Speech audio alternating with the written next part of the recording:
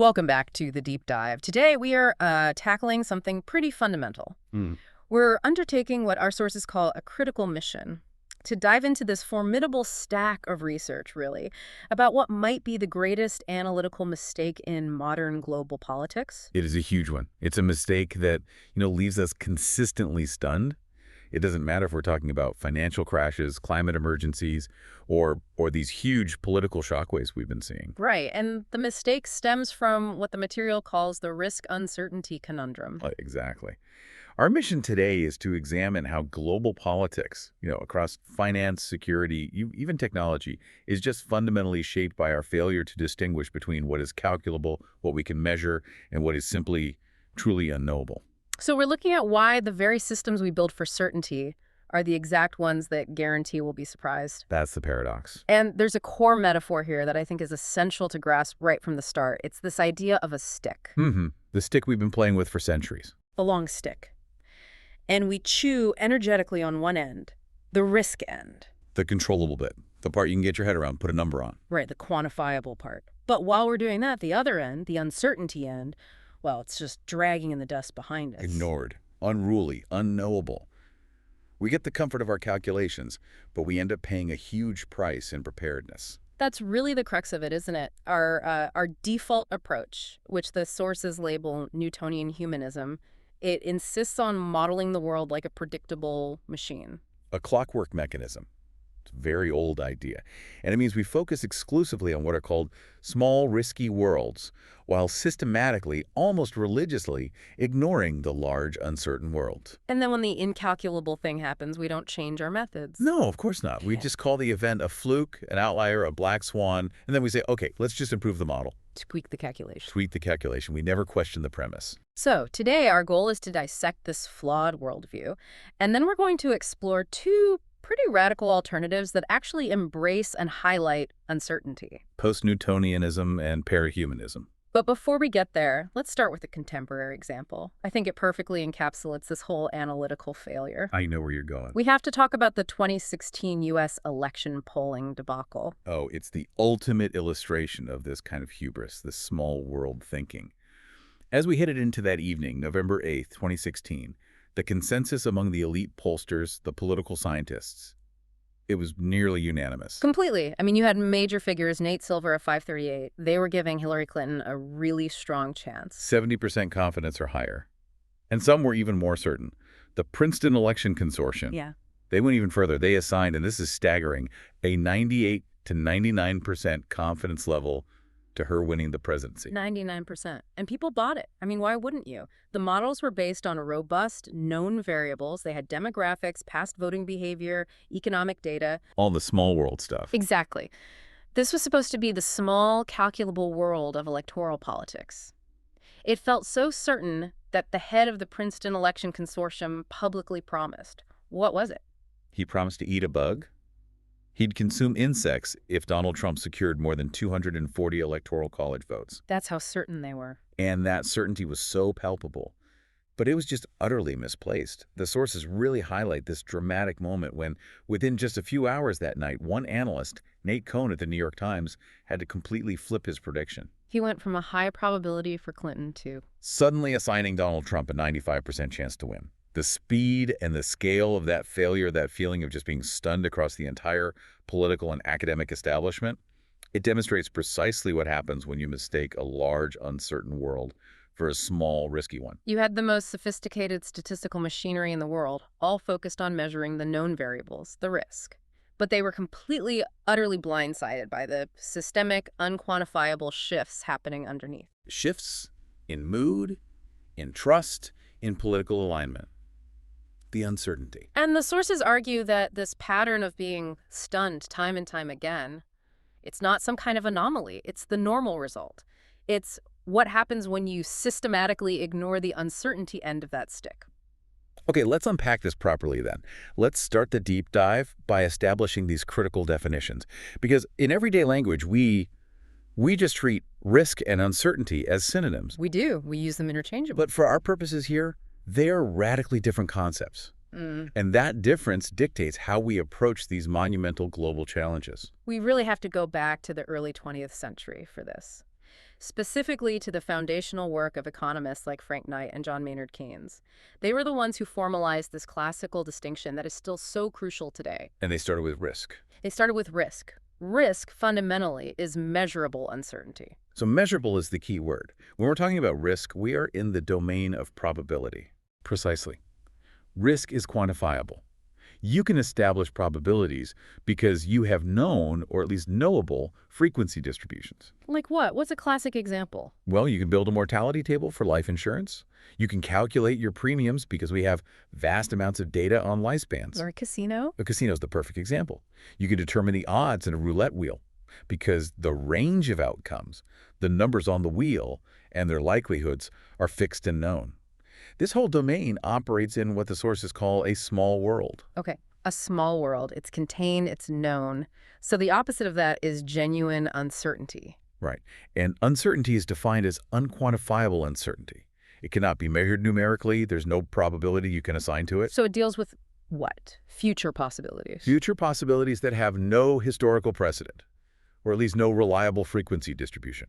We're talking about events that are not only unexpected, but were maybe even conceptually unimaginable until they actually happen. And this exists in the large world. This is the large world. If we were to operationalize this for, say, a political analyst listening right now, what are the clear checklist differences between a small world and a large world?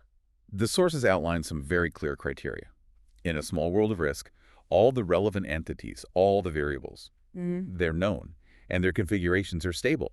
They don't just change on you overnight. And you have data. You have sufficient high-quality data to calculate what we can call objective probabilities. And this means the consistency requirement for good rational decision-making can, in theory, be met. So surprises can still happen in a small world. Oh, absolutely. But they're predictable surprises. They are normal, calculable deviations from the mean. You know the car might crash, but you can calculate the probability. Right, but the reality of global politics, I mean, it rarely fits that neat description. The large world sounds like, well, it sounds like chaos. The large world of uncertainty is where all that breaks down. Configurations are not stable. And, crucially, all relevant entities are not known. New actors emerge. New actors emerge. Technologies pivot. Entire systems collapse without any warning. And because of that, there isn't enough reliable data for objective probabilities. Any statistical guidance you try to create is highly unreliable. And that consistency you mentioned, that goes out the window too. It cannot be met. The environment is just too fluid. So this is the domain where decision makers are set up for what the sources call nasty, incalculable surprises. Which, tragically, become the normal feature of modern life. Exactly. Precisely because we were so bad at modeling them. And that's the chilling synthesis, isn't it? Our systematic preference for the small world guarantees that these large world shocks become routine. But I want to pause for a second on the relationship between these two. The sources are really careful to stress they aren't totally separate domains. No, not at all. They're entangled. Entangled. Yes, the crucial concept is entanglement. It's a term borrowed from Erwin Schrödinger's physics. His term was Verschränkung. And the idea is that small and large worlds aren't parallel universes or sequential stages. They're constantly interlacing. They're moving, fleeting constellations that co-produce reality. Okay, that's a bit abstract. How does that look in practice? Can you give us a concrete example of this entanglement? Sure. Let's go back to the financial world in 2008. A bank uses its internal models, these value at risk or VAR models. That's a small world calculation. They're trying to determine the risk of their AAA-rated securities failing. They calculate this based on past data, known relationships between assets. That calculation is the small world. Okay. But the moment that same calculation is used across the entire financial system by every major bank, and those risks, those tiny calculated risks, all start to manifest at the same time. It creates a systemic panic. The collective systemic panic, the subsequent government bailouts, the sudden terrifying realization that the entire system itself is fragile. That's a large world breaking through. And it instantly renders the original small world calculation completely meaningless. So the two worlds were inseparable from the very start. They were operating like two sides of the same coin. The whole time. And treating them as separate isn't just an analytical error. It's a design flaw in the systems we create. It's this both-and reality that we persistently try to force into an either-or framework. Like Winnie the Pooh said, he liked both and better. Which brings us to the lens itself, the thing that forces us to prefer the comfort of that risk calculation. Newtonian humanism. The sources describe this as basically the water we swim in politically and intellectually. It's our default setting. So what are its two components, and why is it so internally inconsistent? Newtonian humanism is this commonsensical yet logically flawed worldview that dominates global politics. And it co-evolved from two major strands of thought: the scientific Enlightenment and humanism. Let's start with the scientific part, the Newtonian strand. This strand is driven by this quest for what you could call a Newtonian social physics. It assumes the universe is like an ordered machine, a giant clockwork. Everything has a cause, everything can be predicted if you have enough data. Exactly. Its goal is to discover valid, parsimonious, meaning simple laws and causal mechanisms that can generate accurate predictions. It views nature as fundamentally stable and ordered. It prefers simplification above all else. And the irony is huge. The irony is massive because this preference persists even though 20th century quantum physics long ago revealed that nature, especially at the subatomic level, is inherently disorderly. It's indeterminate. So we're holding on to the 17th century mechanical view of the world, even when the physicists themselves abandoned it 100 years ago. That's it. It's a striking mismatch. Okay, so you take that rigid, predictable science, and you combine it with the humanist strand. Right. And the humanist strand insists that humans are the ultimate arbiters of meaning and order. We are the central conscious agents who are capable of rational intervention to alter the trajectory of events. We're not just cogs in the machine. We're the ghost in the machine.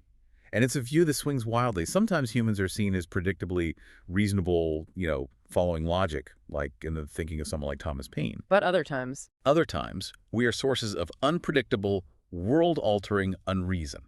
The will of power, as articulated by Nietzsche. so the internal inconsistency is immediately apparent. You're trying to combine a rigid, deterministic, clockwork universe from Newtonian science with this idea that free, creative, and sometimes totally irrational agents can just intervene and change everything. Exactly. It's a logical mess. And the way the worldview resolves this tension is by systematically bending analysis toward controllable risk and effectively silencing unruly uncertainty. So when our predictions fail, what's the Newtonian humanist response? It's almost always to blame incomplete data or poor modeling. It's never to question the underlying assumption that the world is inherently measurable and stable to begin with.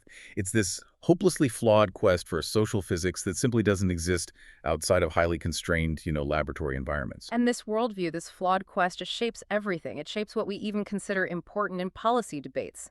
Hashtag 1.3, the role of worldviews, Dilthey and Weber.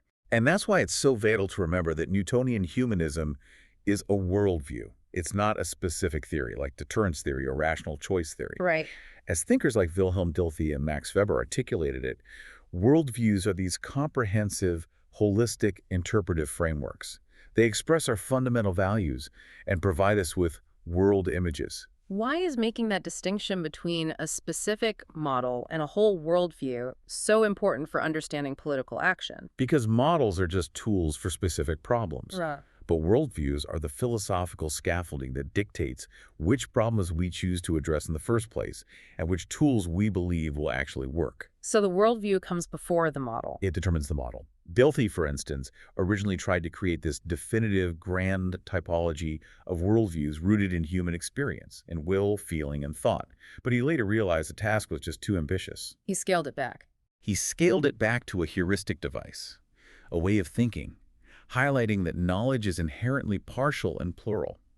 It was an early, important lesson in what we'd now call epistemological humility. And then we have Max Weber's famous image. It's a really arresting one. It's fantastic.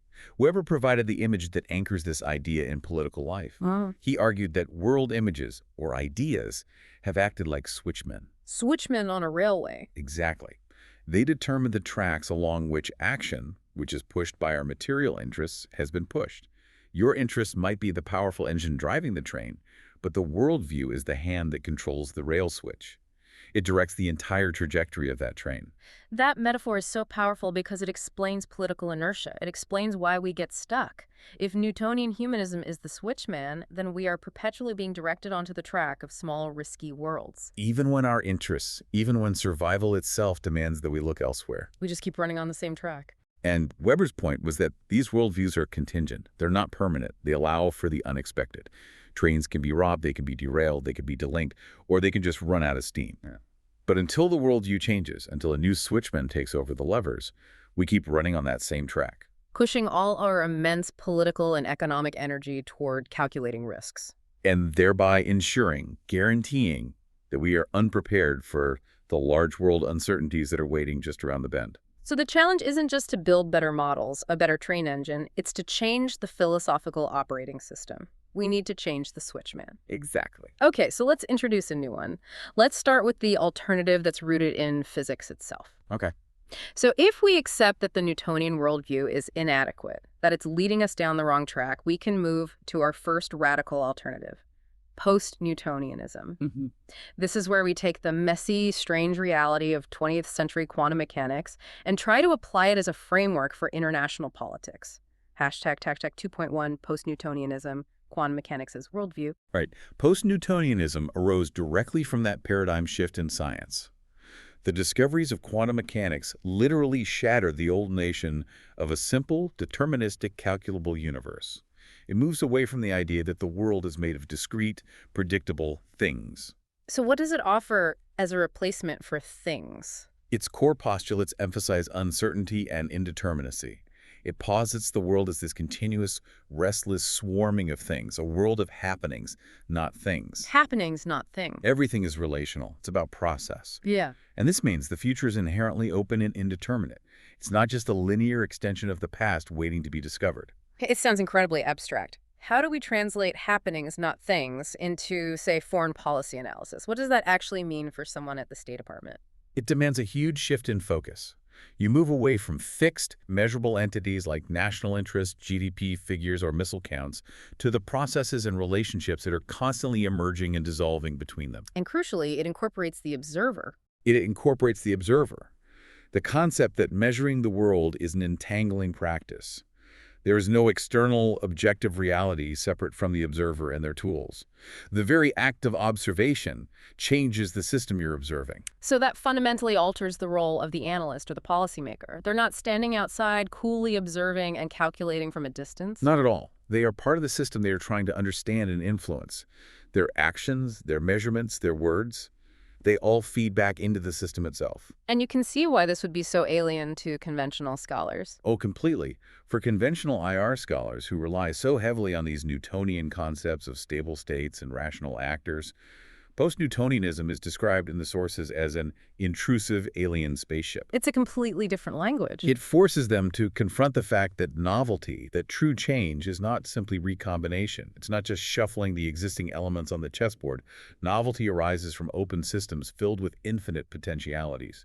It means truly new things, not just variations on old themes, can and do emerge without warning. And that perspective is particularly chilling and particularly important when you apply it to something like nuclear security, which relies entirely on the premise of rational, controlled calculation. The Cuban Missile Crisis, it really is the defining moment where that small world calculation of deterrence theory just failed catastrophically. Absolutely. The reigning wisdom at the time, championed by strategic thinkers like Thomas Schelling, was the rational actor model. The idea being the closer you get to the edge, the more rational you become. Right. The closer the crisis pushed leaders to the abyss of nuclear war, the greater their caution and their rationality would become. Mutually assured destruction, or MADI, was supposed to stabilize the situation by making the risk too great to ever take. But the actual history of the crisis, when you dig into it, reveals that neither the rational models nor the irrational models accurately describe what was happening. Not even close. The history documented in our sources shows that profound uncertainty stemming from organizational failures, from miscommunication, from pure chance. That uncertainty pushed President Kennedy and Chairman Khrushchev to fight a new common enemy. And that enemy was the system itself. The enemy was the dread of inadvertent nuclear war. The situation was spiraling beyond their rational control, forcing them to negotiate over the incalculable potential for a complete systemic collapse. And this is where that idea of organizational uncertainty comes in, specifically Scott Sagan's critique of what he called the soothing chimera of full human control over nuclear forces. Sagan applied something called normal accident theory to nuclear command structures. Now, this theory was initially used for complex industrial systems, like nuclear power plants or chemical factories. Good. And it posits that any system that is simultaneously very complex, meaning it has many moving parts, and it's hard to trace every interaction, and tightly coupled, meaning a failure in one area instantly and automatically affects others, Basically a time bomb. is inevitably accident-prone. Accidents in those systems are not just possible, they are normal features of the system's day-to-day operation. Can you just walk us through that Duluth, Wisconsin incident again? Because that single anecdote just perfectly captures how routines and dispersed agency can seize control, overriding the rational decisions being made by the leaders in Washington and Moscow. It's a terrifying story. Mm. On October 25th, 1962, at the height of the crisis near Duluth, Minnesota, an intruder climbed a perimeter fence at an airbase. A bear, I think it was. It was a bear. So this was a low-level local security risk. The sentry on duty did his job. He sounded a real alarm. But because of the system's complexity and its tight coupling, the signal reached a nearby base in Wisconsin, but the wrong alarm bell rang. Not the intruder alarm. The alarm that rang was the one that signaled all-out nuclear war had begun, and the organizational routine kicked in instantly. So with no orders from Kennedy, no actual intelligence of a Soviet attack, pilots were preparing for World War III. That's right. Pilots ran to their nuclear-armed aircraft. They started the engines. They taxied toward the runway. It took an officer, realizing something was terribly wrong, to frantically drive his truck onto the runway to physically prevent the bombers from taking off. Unbelievable. That day, the world came terrifyingly close to destruction, not because of a rational decision in the Kremlin or the White House, but because of a bear, a complex wiring system, and the wrong bell.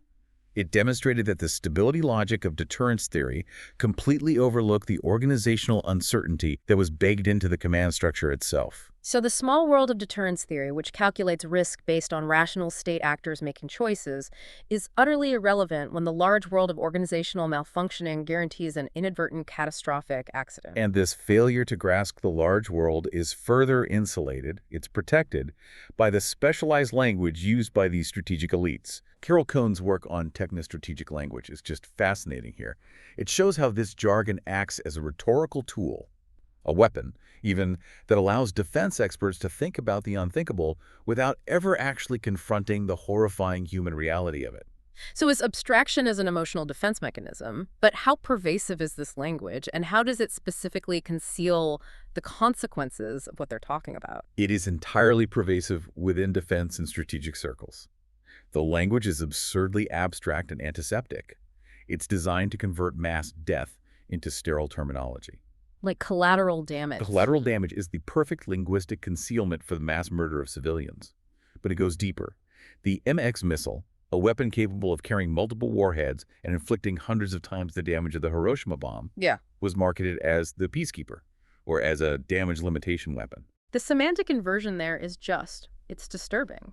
Calling the most destructive weapon ever conceived the peacekeeper implies its very existence controls the situation, completely ignoring the radical uncertainty its deployment actually introduces. And furthermore, this language subtly humanizes the inert objects while dehumanizing sentient beings. Weapons are given life and relationships.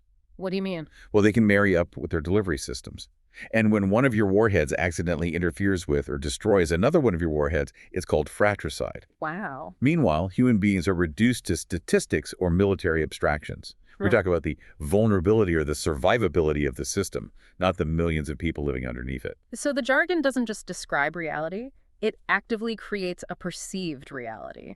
A small, controlled world of internal, sterile logic where calculation reigns supreme and everything feels under control.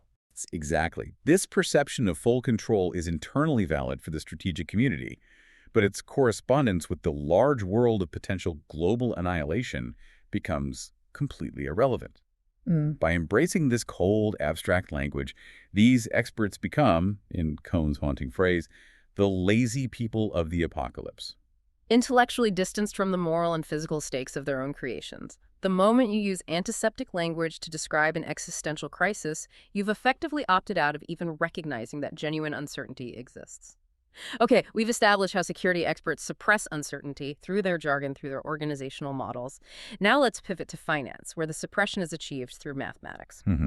Here, economists really believe they had conquered the large world by forcing it into these small, clean equations. And this, of course, leads us straight to the 2008 financial crisis. Okay. Hashtag 3.1, The Failure of Rationalism in Finance, 2008 Crisis. Right.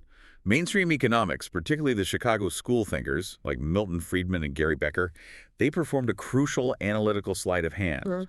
They executed a reductive translation of uncertainty into risk. What does that mean in practice? They adopted something called subjective probability.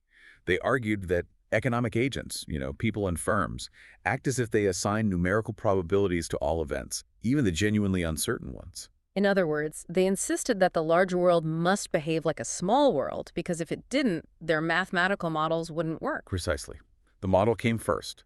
And this thinking culminated in the hugely influential concept of rational expectations. Which was a very powerful, pervasive idea. Immensely powerful. It assumed that all market participants shared the same correct model of the economy. And because everyone was supposedly operating under the same correct rational assumptions, their expectations would converge, leading to a stable and self-enforcing market equilibrium. So it eliminated systemic uncertainty by fiat. It just declared it didn't exist. The only risk left was minor, calculable noise around the edges. That was the theory. And this belief created the intellectual basis for the tools that failed so catastrophically in 2007 and 2008. The main culprit being the value-at-risk methodology. The VAR, value-at-risk disaster, it's maybe the clearest modern example of this small world complacency. It really is.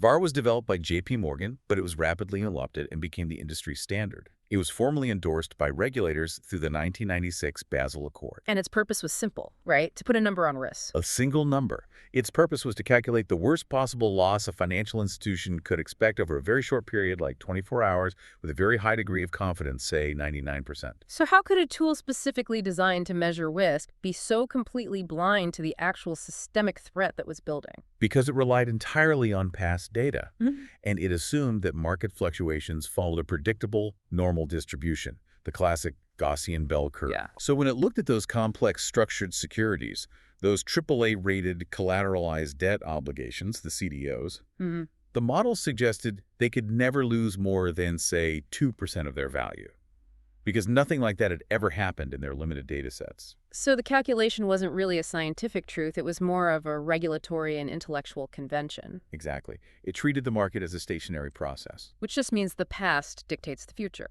If a massive systemic collapse hasn't happened in the last 50 years of your data, the model predicts it won't happen tomorrow either. That's the fatal flaw. VAR was an illusion. It was a recipe for disaster because it blinded institutions to the genuinely novel interactions, the entanglement between housing prices, derivatives, and global debt markets. So when the large world of uncertainty finally manifested, VAR couldn't see it coming. It was worse than useless.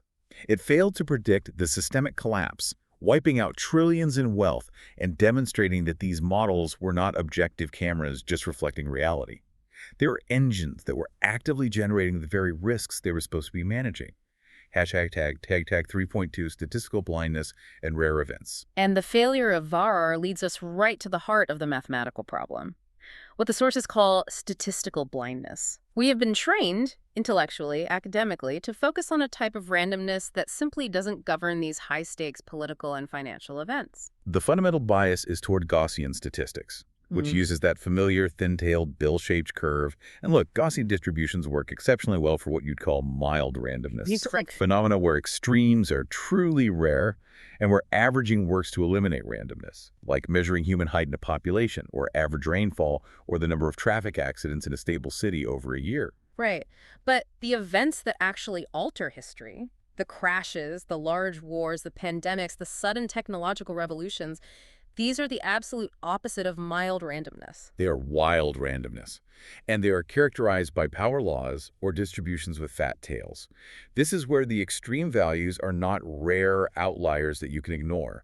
They are normal, inherent features of the system. You see this tyranny of the accidental in all sorts of places. It's everywhere. You see it in stock market returns, the size of cities, the distribution of wealth, and even the frequency of large-scale conflicts. Can you elaborate on the severity of this academic bias? The sources cited a specific and frankly shocking finding. They did.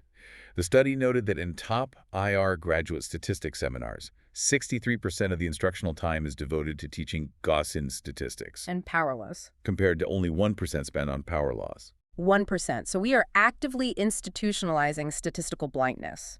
We are training the next generation of analysts to understand only the mild, predictable world, leaving them mathematically illiterate when it comes to the wild, important one. That's a very good way to put it. So if Gaussian stats handle something like human height, what does a power law handle? Power laws capture those explosive, discontinuous jumps. Think about market returns. The sources cite that just 10 trading days represent 63% of the stock market returns of the past 50 years. That's an incredible statistic. Or think about the 1987 crash, where the Dow Jones Index fell 3 times as much in a single hour as it had in any other full trading day in history. That is a fat tail event. The Gaussian model insists those events should be mathematically impossible, so rare they'd never happen in the lifetime of the universe. But the power law recognizes them as inevitable. It sees them as a normal part of how the system works. This preference for the Gaussian distribution, it's fundamentally comforting, isn't it? It implies that the world is mostly orderly, and the extreme stuff is just noise we can safely ignore. It provides a comforting sense of closure. The mathematics is simpler, the data is easier to manage, and it gives this powerful illusion of control.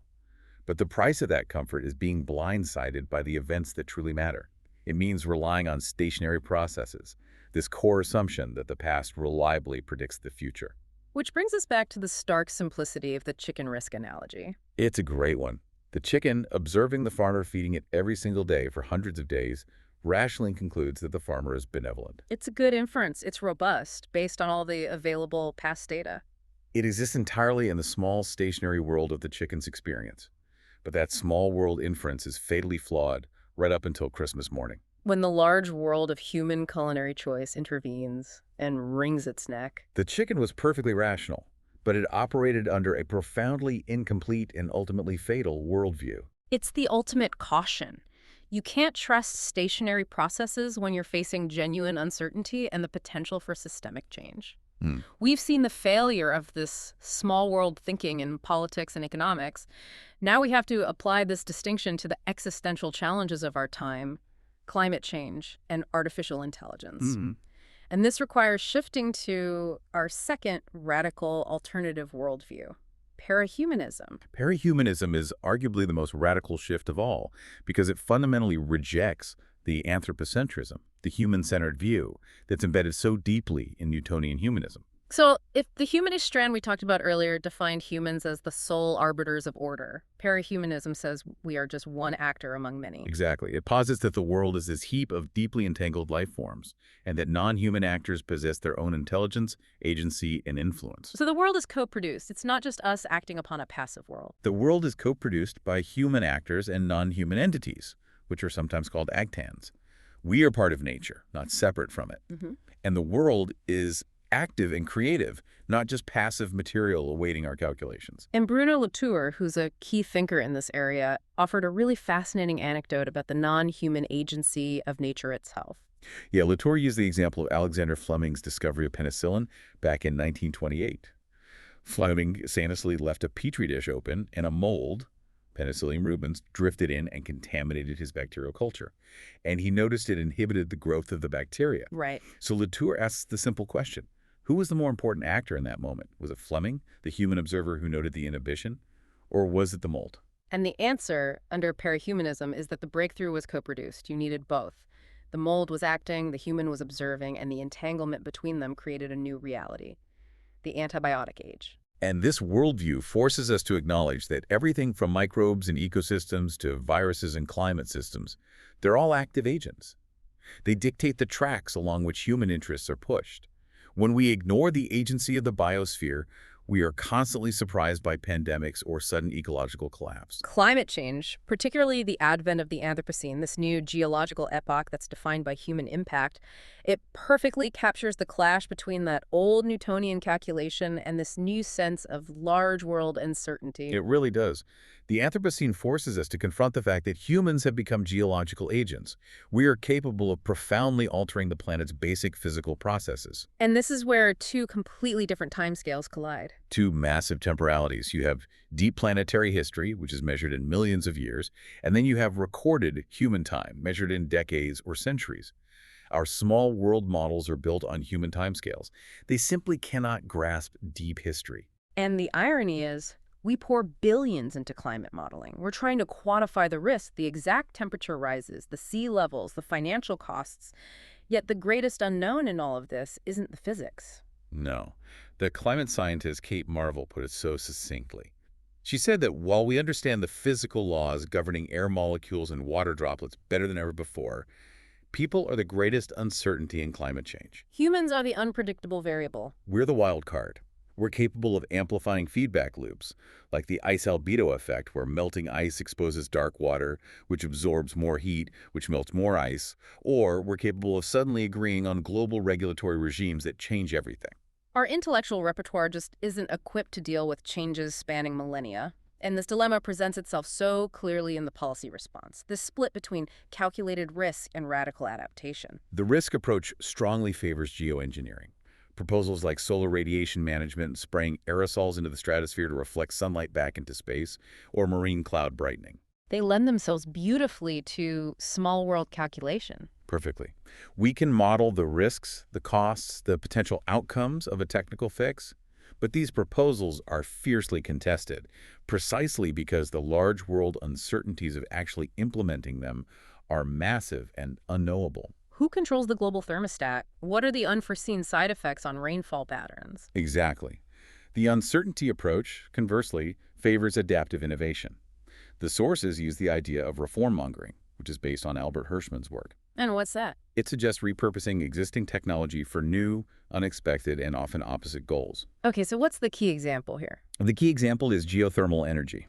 Reform mongering takes fracking techniques, a technology originally developed for the environmentally dubious goal of extracting fossil fuels, and repurposes them for clean, baseload energy generation by extracting deep subterranean heat. So you're channeling existing technological momentum toward an opposite positive aim. Right? Geothermal is not a sweeping, top-down technical fix like solar radiation management. It's a more decentralized, localized technology that innovates around the uncertainty of what's underground, without the massive central planning and the huge unknown risks inherent in geoengineering. It meets the large world with adaptability rather than trying to calculate it into submission. And AI represents an equally profound challenge, not to our physical environment, but to our symbolic environment, our language, our knowledge, our cultural technology. The pace is just dizzying. It's dizzying. We're seeing it with large language models like GPT-4, advanced protein folding software like AlphaFold. It's a revolution. And the economic implications alone push us immediately out of the small world of minor, predictable economic adjustments and into the large world of systemic upheaval. Absolutely. The consultancy PwC estimated that over a third of all British jobs could be automated away in the next 15 years. And while new jobs will be created, they are often lower skilled and lower wage, Yeah. leading to massive societal restructuring. You can't capture that kind of disruption with simple risk models that assume labor markets just adjust gradually and smoothly. No way. But the truly radical uncertainty of AI focuses on agency. The age-old science fiction question remains: can machines actually achieve consciousness? And what the sources argue is that whether machine consciousness actually emerges is almost secondary to the political reality, Which is? which is that humans have the power to endow algorithms with agency and consciousness. Our choice is decisive. If an AI can give a convincing commencement speech or compose music that moves us to tears, then human gullibility or admiration or even fear will grant it political and social agency. So the question is not what the AI is, but what we choose to believe it is. That's the heart of the uncertainty. And it means we risk repeating the humanist flaw of Newtonian humanism. We project our own sense of control and ultimate meaning onto a machine, giving it the agency it may or may not actually possess. And we have to remember, AI isn't some disembodied abstraction floating in the cloud. Not at all. It requires massive physical infrastructure. It demands natural resources, specialized labor, and immense amounts of data. It serves, as the sources say, global interconnected systems of extraction and power. The entanglement is unavoidable. We can calculate the risk of data center energy consumption, but we face radical uncertainty about how human choice and the inevitable power structures that will surround AI, how they will interact with truly autonomous intelligent systems. The challenge of AI, like climate change, is not a technical problem to be solved with better risk models. It's a philosophical problem. It demands a change in our worldview about agency and about control. So we've seen how our entrenched worldview, this Newtonian humanism, insists on seeking absolute control, whether it's through technostrategic language or Gaussian statistics or rational expectations in economics. hmm But navigating this entangled world seems to require a different kind of power, one that embraces flexibility. That Newtonian worldview finds its perfect political expression in what we can call control power, and its focus is on calculable sovereign authority. The classic theorist here is Thomas Hobbes. Right, Hobbes, the Leviathan, the architect who believed that absolute control was necessary to escape the chaos of the state of nature. Hobbes fundamentally believed that knowledge and scientific expertise equal predictability, and that the sovereign must maintain order by controlling language, controlling meaning, and preventing any challenge to that authority. Control power seeks to impose order onto the system. To contain the large world within the boundaries of a small world calculation. Exactly. But the world of uncertainty demands protean power, Named after Proteus, the Greek god. the old man of the sea who could change shape instantly to evade capture. Protean power requires agility, innovation, and improvisation. It's the power exercised by those who have little formal control, but who creatively adapt to constant contingency. It's the power of the large world. And this tension between the imposing force of control power and the flexible, improvisational nature of protean power is just beautifully captured in Tolstoy's War and Peace. Tolstoy used the two central military leaders, Napoleon and Kutuzov, as foils for these concepts. Napoleon represents the ultimate expression of control power. He's the master planner. He obsessed over strategic maps. He issued these meticulous, precise orders, believing the outcome of the war was determined solely by his strategic genius. But in reality, Tolstoy argues, Napoleon was often acting involuntarily, driven by forces far larger than himself, yet he was perpetually convinced of his own self-mastery. He was trying to impose his will on the uncontrollable. And then you have General Kutuzov, the Russian general, who operated with this philosophical lightness. She seemed to be doing very little. Kutuzov represents protean power. He recognized the profound uncertainty of battle. He didn't seek to impose control on his armies. Instead, he led with a very light touch. He focused on understanding the morale of his soldiers and the broader currents of events. He sought to channel the chaos. He sought to channel it, allowing events to unfold in favorable ways, rather than trying to force them into his predetermined strategic box. He understood that war was a large world, not a neat small world calculation. And Kutuzov's approach really echoes Bismarck's famous dictum. Bismarck said that he did not aspire to control the current of events, only occasionally to deflect them. Protean power is about finding plausible, contingent ways to meet the future well, and acknowledging that the imposition of rigid control in an uncertain world is almost always self-defeating. Hashtag 5.2 moral luck and pragmatic humility. So we have to close by synthesizing this analytical stick we started with, the rabbit and the duck. The 19th century drawing. Right, where the image can be seen as either a rabbit or a duck. And the analytical task isn't to choose between risk and uncertainty. It's not either or.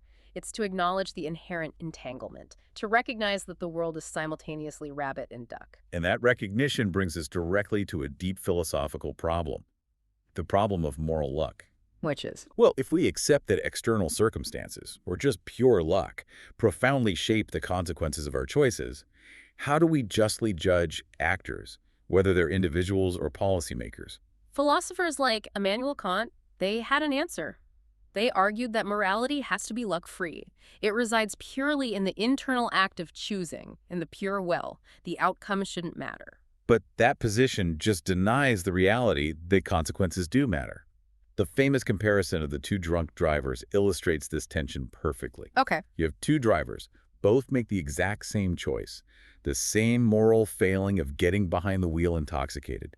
Luck makes all the moral difference. One gets home safely. One arrives home safely, the other hits a child and is deemed a killer. The external world imposed a fundamentally different moral identity onto them, even though their internal choice was identical. And this applies directly to policymakers who have to enact decisions in the face of genuine uncertainty. Absolutely. When advisors mistake the large world for the small world, when they promise calculable results in a domain of radical uncertainty, they risk causing gratuitous, unanticipated harm. A historical example would be the flawed implementation of Russian shock therapy in the 1990s, where these neat economic models completely failed to account for the depth of institutional fragility. So the core takeaway for you, for the listener, isn't a new certainty. It's a renewed commitment to ignorance in a way. It is the imperative of epistemological modesty, a humility that's derived from our unavoidable ignorance. And this modesty pushes policy toward pragmatism. And pragmatism favors what? It favors prudence, continuous learning, continuous engagement. It prioritizes the construction of plausible stories that allow us to move forward tentatively, adapting and learning as we go. It rejects that intoxicating presumption of knowing the unknowable or offering unassailable truths. We have to accept that we can only hope to deflect the current of events, not command them. We have to replace that quest for the single, perfect Newtonian calculation with a constant critical conversation, always ready to reformulate our knowledge as new large world events demand it. Which leads us to a final thought for reflection. If we accept the post-Newtonian idea that science is an open-ended practice in an open world, and we acknowledge that observation is an entangling practice, then maybe the very division between consciousness inside our brains and material events out there is a false Cartesian boundary. If the laws of nature aren't these eternal, objective truths just waiting to be discovered, but are rather accretions of our own experiences and our own practices. Then we are not just observing nature, we are nature observing itself. And the burden of proof may rest not with those who embrace uncertainty, but with those who still insist on the closed system finality of the materialists. It challenges us to see knowledge not as a conquest, but as an endless, humble conversation. Indeed. We must keep questioning. Thank you for joining us for the deep dive. We'll see you next time.